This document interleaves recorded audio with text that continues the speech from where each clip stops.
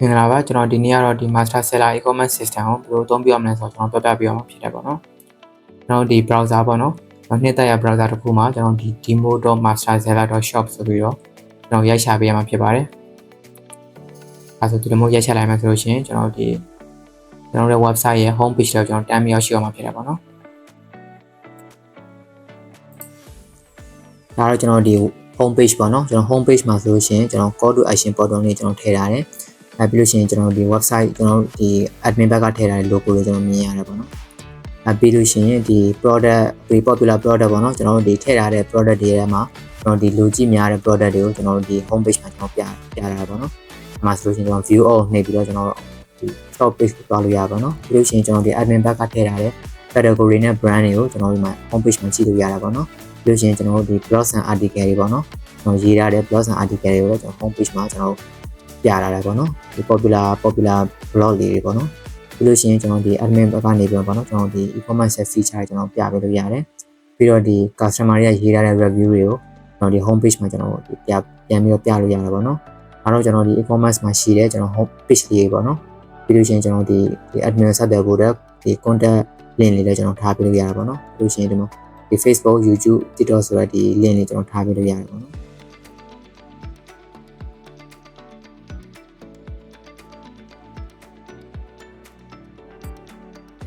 ဒါကျွန်တော်ဒီ shop page ပေါ့နော်ကျွန်တော်ဒီ shop page မှာဆိုလို့ရှိရင်ကျွန်တော် admin ဘက်ကထည့်ရတဲ့ဒီ product တွေကိုကျွန်တော်ဒီ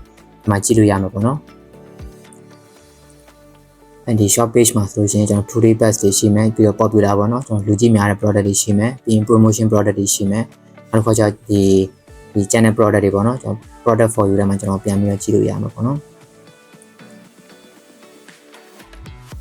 ပြီးလို့ရှိရင်အပေါ်မှာပေါ့နော်ကျွန်တော်ဒီ quick link လေးပေါ့နော်ကျွန်တော်ဒီ today best တို့ဒီ popular ဆိုလို့ရှိရင်ကျွန်တော် popular product တွေကိုကျွန်တော်ပြန်ကြည့်လို့ရမယ်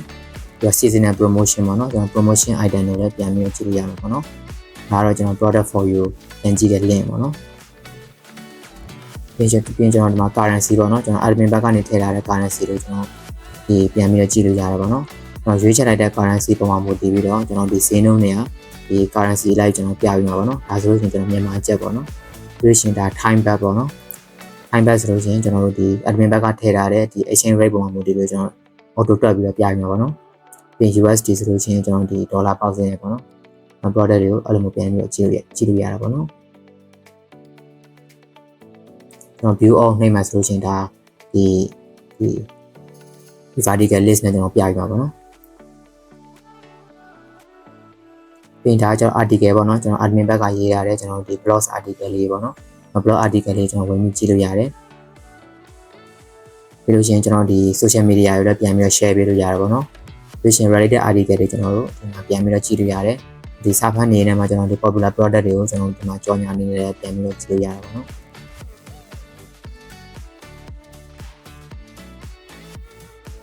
ပြီးလို့ရှိရင်ကျွန်တော် store locator ပေါ့နော်ဒီ store locator အကြောင်းကျွန်တော်ဒီ sign ခွဲတွေကိုကျွန်တော်ပြန်ပြီးပြတဲ့ဒီ page ပေါ့နော်ကျွန်တော်ဒီမှာဆိုလို့ရှိရင်ကျွန်တော်ဒီ sign ခွဲလေးတွေအများကြီးထည့်လို့ရတယ် sign ခွဲမှာဆိုကျွန်တော်ဒီ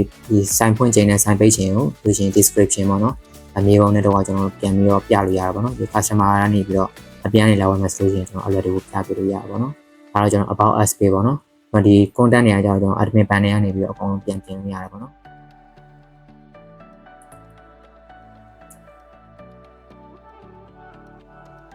ပြင် contact ပေါ့နော်ကျွန်တော် contact page မှာဆိုလို့ရှိရင်ကျွန်တော်တို့ဒီမှာပေါ့နော်ဒီ map location တွေထည့်လို့ရတယ်ပြီးတော့ဒီ user တွေဘက်ကနေပြီးတော့ဒီ contact form တွေကျွန်တော်ပို့ချင်တယ်ဆိုလို့ရှိရင်ကျွန်တော်ပို့လို့ရတာပေါ့နော်အဲဆိုလို့ရှိရင်ကျွန်တော် name ရယ် email ရယ်ဒီ message ရယ်ဆိုတော့ကျွန်တော်လိုမှာပေါ့နော်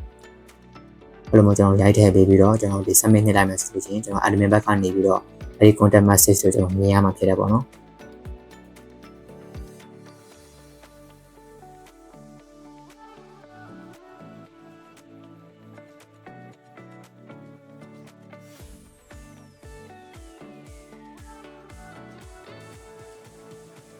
ပြီးလို့ရှိရင်ကျွန်တော်ဒီ FAQ ပေါ့နော်ကျွန်တော် FAQ မှာဆိုလို့ရှိရင်ကျွန်တော်ဒီ admin ဘက်ကနေပြီးတော့ရိုက်ထည့်ရတယ်ကျွန်တော် FAQ ကိုကျွန်တော်ဒီ customer တွေကနေပြန်ပြီးတော့ဒီ page မှာ alert တွေကိုဝင်ပြီးတော့ကြည့်လို့ရတာပေါ့နော်ကျွန်တော်ဒီမြန်မာစာနဲ့လည်းရေးလို့ရတာပေါ့နော်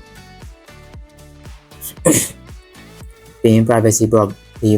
policy ပေါ့နော်ကျွန်တော် policy content တွေကိုလည်းကျွန်တော်ဒီ admin ဘက်ကနေပြီးတော့ဒီလိုမျိုးပြောင်းလဲပြီးတော့ကြည့်လို့ရတာပေါ့နော် ပြ ပြီးတော့ကျွန်တော်ဒီမှာ social link လေးလည်းကျွန်တော်ထားပေးလို့ရတယ်ကျွန်တော်ဒီ business ရဲ့ဒီ Facebook page တို့ YouTube page တို့ကျွန်တော်ဒီ page မှာဒီ website မှာကျွန်တော်ပြထားပေးလို့ရတာပေါ့နော်ပြီးလို့ရှိရင်ကျွန်တော် language တွေပေါ့နော်ကျွန်တော် language တွေထည့်ပေးလို့ရမယ် language ကကြတော့ကျွန်တော်ဒီမှာ example အနေနဲ့ဘာသာ3ခုကိုကျွန်တော်ထည့်ထားပါတော့အဲဆိုရင်ကျွန်တော်မြန်မာဘာသာပေါ့နော်အဲဆိုရင်ဂျပန်ဘာသာပေါ့နော်အခုထည့်ခြင်းတဲ့ပုံမျိုးတည်ပြီးတော့ကျွန်တော်ထည့်ထားလို့ရတယ်ပေါ့နော်ဒါတော့ကျွန်တော်အင်္ဂလိပ်စာပေါ့နော်ကျွန်တော်တက်ဖို့ပေါ့ပြီးလို့ရှိရင်ကျွန်တော်ဒီမှာပေါ့နော်ကျွန်တော် add to cart နေတယ်ပေါ့နော်စပြီးတော့ဝယ်ရမှာပေါ့နော်စပြီးဝယ်ရမှာဆိုကျွန်တော် account အရင်ဖွင့်ပြရမှာပေါ့နော်ဒီမှာ create account ကျွန်တော်နှိပ်လိုက်မယ်နှိပ်ပြီးလို့ရှိရင်ကျွန်တော်ဒီ user ရဲ့ name ပေါ့နော်ကျွန်တော်နာမည်ထည့်ပေးရမယ်လို့ရှိရင်ကျွန်တော် email ထည့်ပေးရမယ်ပြီးကျွန်တော် password ရိုက်ထည့်ပေးရမယ်ပေါ့နော်ပြီးလို့ရှိရင်ကျွန်တော် remember me နှိပ်ပေးရမှာပေါ့နော်ကျွန်တော် remember me ကိုနှိပ်လိုက်မယ်ဆိုရင်ကျွန်တော်နောက်တစ်ခေါက် log in ပြန်ဝင်စနေပြန်ပြီးဝင်ကြမယ်လို့ပေါ့နော်ကျွန်တော် account save ပေးတာပြီးလို့ရှိရင်ကျွန်တော် email နဲ့ဖွင့်ကြမလို့ပါနဲ့အောက်က Google account ရှိရုံနဲ့လည်းကျွန်တော် account ဖွင့်လို့ရတာပေါ့အဲဆိုကျွန်တော် account လေးဖွင့်လိုက်တယ်ပေါ့နော်အဲဆိုလို့ရှိရင်ကျွန်တော် account လေးရပြီပေါ့နော် account လေးရပြီဆိုလို့ရှိရင်ကျွန်တော်ဒီ product တွေကိုစပြီးတော့ order မှာလို့ရပြီပေါ့နော်အဲဆိုလို့ရှိရင်ကျွန်တော် add to cart နှိပ်လိုက်တယ်နောက်တစ်ခုထပ်နှိပ်တယ်နှိပ်ပြီးတော့ကျွန်တော်ဒီ product တွေကိုကျွန်တော်ဝင်ကြည့်လိုက်မယ်ဆိုတော့ဒါ product detail page ပေါ့နော်ဒီမှာဆိုလို့ရှိရင်ကျွန်တော် store တွေကိုကျွန်တော်ကြည့်လို့ရမယ်ဒီ stock ကုန်နေလားဒါမှမဟုတ်ရာဒီလားဆိုကျွန်တော်ကြည့်လို့ရမယ်ပြီးရင် wish list တွေကျွန်တော်ထည့်ထားလို့ရမယ်ပြီးကျွန်တော်ဒီ short description နဲ့ဒီ product ရဲ့ attribute တွေကျွန်တော်ဒီမှာပြထားလို့ရပါတော့နော်ဒါကြောင့်ကျွန်တော် product ရဲ့ gallery image တွေပေါ့နော်ကျွန်တော်ဒီအခြား image တွေထည့်ခြင်းနဲ့ကျွန်တော်ထည့်လို့ရတယ်ဒါကြောင့် review ပေါ့နော်ကျွန်တော် review တွေရေးလို့ရမယ် specification တွေရေးလို့ရမယ်ပြီးတော့ဒီ description တွေရေးလို့ရမှာပေါ့နော်ပြီးကျွန်တော် review တွေရေးပေးလို့ရမယ်ပြီးတော့ဒီအောက်ကကျတော့ similar product တွေပေါ့နော်ကျွန်တော်ဒီ recommendation အနေနဲ့ပြမယ်ဆိုလို့ရှိရင်ကျွန်တော် admin back ကနေပြီးထည့်ပေးထားလို့ရပါတော့ဒါလို့ admin back ကမထည့်ခြင်းဆိုလို့ရှိရင်လည်းတစ်ဖက်သက်ဒီ category 2ရဲ့ product တွေကိုကျွန်တော်အဲ့အောက်မှာပြပေးမှာပါနော်ဒါကြောင့်ကျွန်တော်ဒီ cat page မှာကျွန်တော်ဒီ quantity ကိုကျွန်တော်လို့ခြုံရတာပေါ့နော်ဒါဆိုလို့ရှိရင်ကျွန်တော်ဒီကောင်ဝယ်မယ်ပေါ့နော်ဝယ်မယ်ဆိုလို့ရှိရင်ကျွန်တော်အရင်ဆုံး shipping address နဲ့ billing address ကိုအရင်ဆုံးရိုက်ထည့်ပေးရမှာဖြစ်တယ်ပေါ့နော်အဲ့တော့ကျွန်တော်မရှိသေးတဲ့အတွက်ကြောင့်မို့ကျွန်တော်ဒီ profile သွားတယ်ပေါ့နော်ကျွန်တော် profile မှာဆိုလို့ရှိရင်ဒီ notification တွေကြည့်လို့ရတာပေါ့နော်ပြီးဒီမှာ address ပေါ့နော်ဒါ address မှာဆိုကို delivery လာပို့မဲ့ address ကိုကျွန်တော်ရိုက်ထည့်ပေးရမှာဖြစ်တယ်ပေါ့နော်ဒါဆိုလို့ရှိရင်ကျွန်တော်ဒါဒီ address နဲ့ပတ်သက်တဲ့ information တွေကျွန်တော်ဒီ page မှာရိုက်ထည့်ပေးရမှာပေါ့နော်customer ဘက်ကနေပြီးတော့ဒီ shipping address ကိုတော့ကျွန်တော်မှန်အောင်ရိုက်ထည့်ပေးရမှာဖြစ်တယ်ပေါ့နော်အဲ့ဒါမှကျွန်တော်ဒီ admin ဘက်ကနေပြီးတော့ဒီ delivery ပို့တဲ့အခါမှာကျွန်တော်မှန်ကန်နဲ့ပြန်ရောက်မှာဖြစ်တယ်ပေါ့နော်အဲဆိုကျွန်တော် postal code တွေထည့်ပေးရတယ်ပြီးတော့ဒီ country ရေးပေးရတာပေါ့နော်ဒီ latitude နဲ့ longitude ကကျွန်တော်မထည့်ပေးလည်းရတယ်ပေါ့နော်ဒီနေရာမှာ empty ထားလို့ရပါတယ်ပြီးတော့ကျွန်တော်ဒီ default shipping နဲ့ billing address ဆိုပြီးကျွန်တော်အမှန်လေးနှစ်ခုချိန်လိုက်တယ်ပေါ့နော်အဲဆိုလို့ရှိရင်ဒီ address ကshipping method shipping address ကို billing address ကိုဆိုပြီးကျွန်တော်အလုပ်လုပ်အောင်ဖြစ်တယ်ပေါ့နော်ဒါတော့ကျွန်တော် push လေးဖြစ်တယ်ပေါ့နော်ဒါကကြတော့ကျွန်တော်မှားထားတဲ့ order တွေကိုကျွန်တော်ဒီ page မှာအကုန်ပြန်ပြီးတော့လာကြည့်လို့ရတာပေါ့နော်ဒါကြတော့ကျွန်တော် invoice တွေပေါ့နော် invoice တွေပြန်ကြည့်လို့ရတယ်ပြီးရင်ကျွန်တော် proceed to check out နှိပ်မှာပေါ့နော်ပြီးလို့ရှိရင်ကျွန်တော်ထည့်လိုက်ကျွန်တော်ဒီ address ထည့်ပေးတာဆိုလို့ရှိရင်ကျွန်တော်ဒီ page ထဲရောက်တာနဲ့ address က auto complete ဖြစ်ပြီးတာပေါ့နော်ပြီးရင်ကျွန်တော်ဒီ shipping method တွေရွေးမယ်ကျွန်တော်ဒီ payment method တွေရွေးမယ်ပေါ့နော်ဒါဆိုလို့ရှိရင်ကျွန်တော် order summary ပြန်ကြည့်လို့ရတယ်ကျွန်တော် test တွေ shipping cost တွေပေါ့နော်ပြီးရင်ကျွန်တော် coupon လေးရှိရဆိုလို့ရှိရင် coupon လေးထည့်ပြီးတော့သုံးလို့ရတယ်ပေါ့နော်ဒါဆိုကျွန်တော် place order ဖြစ်သွားပြီပေါ့နော်ဒါဆိုလို့ရှိရင်ကျွန်တော် order ရဲ့ detail တွေကျွန်တော်ပြန်ပြီးကြည့်လို့ရတယ်ဒါဆိုရင်ကိုမှားထားတဲ့ item တွေကြည့်လို့ရမယ်ပြီးလို့ရှိရင် order summary ပေါ့နော် order summary မှာဆိုလို့ရှိရင်ကျွန်တော် shipping cost တွေဒီ total cost တွေကျွန်တော်ကြည့်လို့ရပါတော့ပြီးရင်အောက်ကကျွန်တော်ကိုထည့်ထားတဲ့ဒီ shipping address တွေကျွန်တော်ကြည့်လို့ရမယ်ပြီးကျွန်တော် notification ပါเนาะကျွန်တော်ဒီ order တစ်ခုတက်တိုင်းဒါမှမဟုတ်ဒီ admin ဘက်ကနေပြီးတော့ဒီ delivery ပို့လိုက်ဖြစ်တဲ့အကြောင်းကျွန်တော် notification မှာပြန်ပြီးတော့ကြည့်လို့ရတာပေါ့เนาะကျွန်တော် notification နှိပ်တယ်ဆိုလို့ရှိရင်ကျွန်တော် order စီရောက်သွားမှာပေါ့เนาะပြီးလို့ရှိရင်ဒါကြောင့်ကိုမှားထားတဲ့ order လေးပြန်ကြည့်လို့ရပါတော့ဒါကြတော့ short overview ပေါ့နော်ကျွန်တော်ဒီ order information တွေကိုအပြင်ကနေကြည့်လို့ရတယ်ပြီးတော့အထဲဝင်ကြည့်မှဆိုလို့ရှိရင်ဒါ detail ပေါ့နော် detail ကြည့်ပြီးလို့ရမယ်နောက်တစ်ခါကျတော့ဒီ invoice ပေါ့နော်ကျွန်တော်တို့ဒီငွေပေးချေရမယ့် invoice တွေကိုကျွန်တော်ဒီထဲမှာလာကြည့်လို့ရမယ်ပြီးရင် PDF invoice ပေါ့နော် PDF invoice လေးကျွန်တော် download ဆက်လို့ရမှာပေါ့နော် customer ငွေပေးချေပြီးဖြစ်တာနဲ့ပေါ့နော်ဒီ admin ဘက်ကနေပြီးတော့ဒီ invoice ကို paint ဆိုပြီးကျွန်တော်ပြောင်းပေးလိုက်မှာပေါ့နော်အခါကျတော့ရှင်ဒီ invoice ထဲမှာလည်းstatus က paint ဆိုပြီးပြောရမှာပေါ့နော်။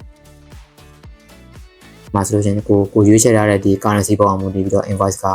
အဲ့ဒီ currency နဲ့ထွက်လာပါတော့ဒီမှာဆိုလို့ရှိရင်ကျွန်တော် quick overview ကျွန်တော်ကြည့်လို့ရတယ်